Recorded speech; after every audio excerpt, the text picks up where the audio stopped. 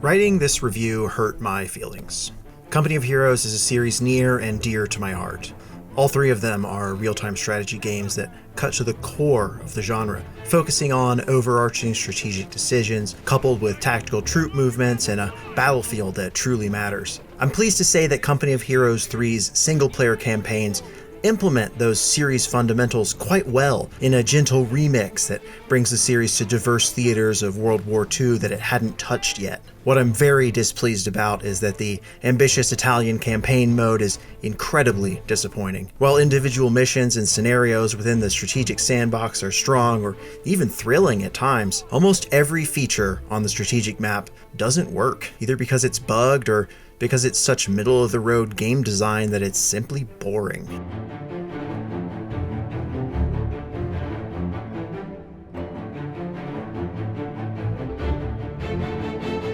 There are actually two single-player campaigns in Co 3. The larger one is the Italian campaign, a broad, turn-based strategic mode on a large map of central and southern Italy that has you capture territory town by town, and took me about 25 hours to complete the first time around. It has theoretically complex systems in which your armies, called companies, with heroes in them, capture towns and ports using deployable air power and naval fleet movements, and build emplacements to defend territory or provide offensive bonuses in battles. It's all very visually similar to the setup of the Total War series. Actual battles that break out when two companies collide or you invade a town are the high point. They're an exciting mixture of skirmishes with dynamic interjected bonus objectives, shifting modifiers like a fixed force of starting units, or specific enemy troops you need to counter. You might be given a small group of units cut off from the vanguard as it defends a position, or thrown into a normal-looking skirmish where the enemy has a number of extra troops and pre-fortified positions on the map. It's all really fun, and the scenarios are diverse enough that I never got bored with them.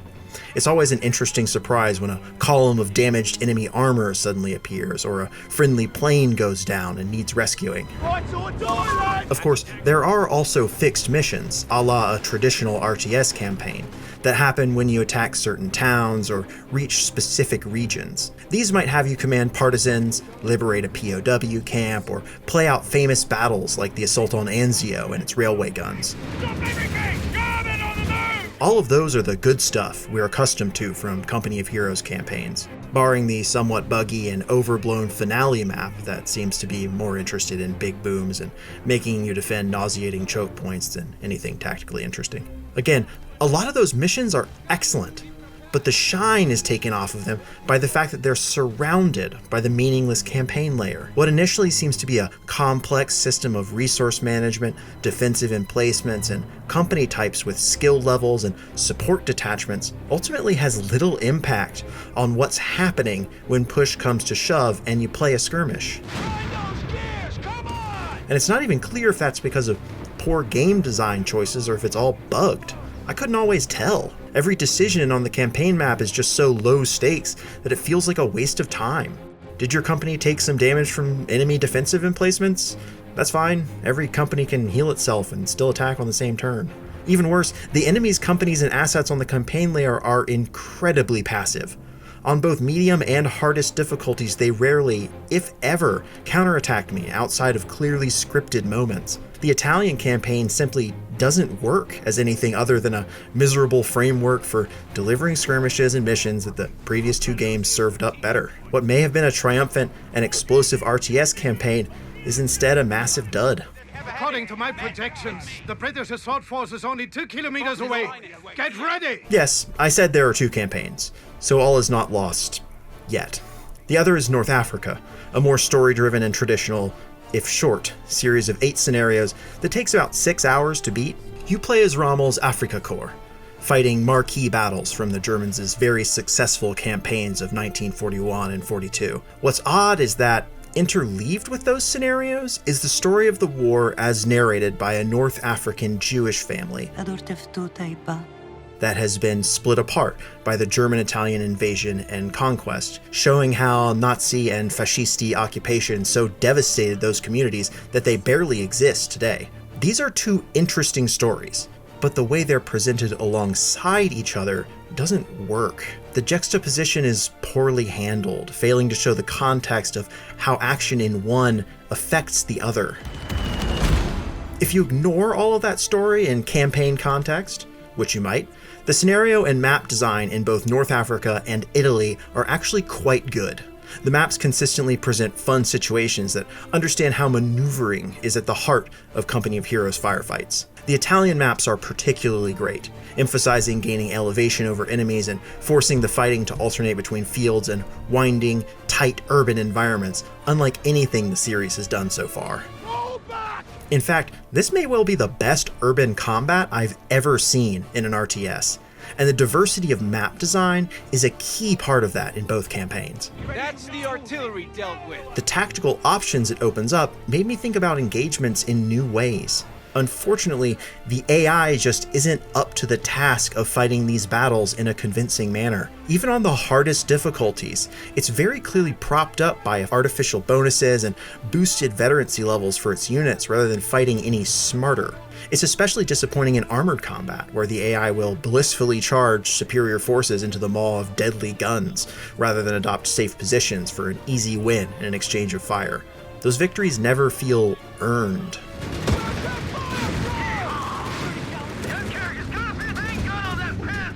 If the campaigns don't speak to you, as they did not for me, then naturally there's also the Skirmish Mode. This is your classic RTS set of maps and matchups ranging from 1-1 to 4v4, and uses the same cornucopia of 4 well-designed factions and 14 maps as the multiplayer mode. Speaking of which, Co3's 4 skirmish factions stand out as a remix of and set of highlights from the series' past. For example, the focus of the campaigns being earlier in the war leaves some tanks out entirely, like the ubiquitous Panther and the infamous King Tiger, and draws in some famous early war vehicles, like the dual-gun Grant tank and Panzer III.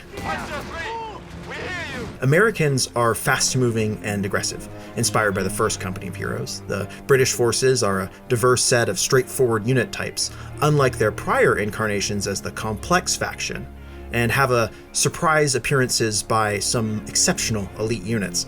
The regular German Wehrmacht is just as defensive-minded and tough as ever, but notably absent their heaviest vehicles, instead emphasizing diverse combined arms. Finally, the Deutsches Afrika Korps is a mobile, focused force that can both call in specialized Italian allies and transition to a hard-hitting armored fist late game. Each of the factions has 3 sub-specializations, giving it an alternate flavor and focus. The British, for example, can specialize into an armored company with extra heavy tanks, or an Indian artillery regiment supported by elite Gurkha rifles. We've made contact with troopers! Most notably, the work diversifying how factions spend their resources is a marked improvement from Co2, allowing playstyles like infantry to spend their fuel resources on upgrades rather than vehicles.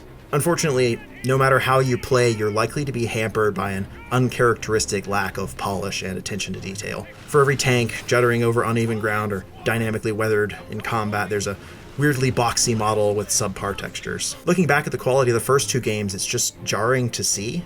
I'm not mad, Company of Heroes. I'm just disappointed. Nobody's walking away from that. Fight, brothers, fight! Nige, that means you!